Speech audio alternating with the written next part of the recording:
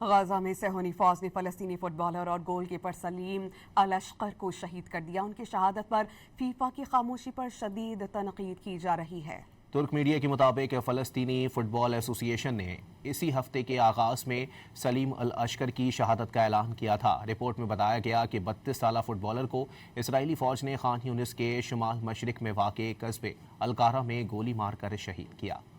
غزہ میں صہیونی فوج نے فلسطینی فٹبالر اور گول کیپر سلیم الاشقر کو شہید کر دیا۔ ان کی شہادت پر فیفا کی خاموشی پر شدید تنقید کی جا رہی ہے۔ ترک میڈیا کے مطابق فلسطینی فٹ بال ایسوسی ایشن نے اسی ہفتے کے آغاز میں سلیم الاشقر کی شہادت کا اعلان کیا تھا۔ رپورٹ میں بتایا گیا کہ 32 سالہ فٹ بالر کو اسرائیلی فوج نے خان یونس کے شمال مشرق میں واقع قصبے القارہ میں گولی مار کر شہید کیا۔ غزہ میں صہیونی فوج نے فلسطینی فٹبالر اور گول کیپر سلیم الاشقر کو شہید کر دیا۔ ان کی شہادت پر فیفا کی خاموشی پر شدید تنقید کی جا رہی ہے۔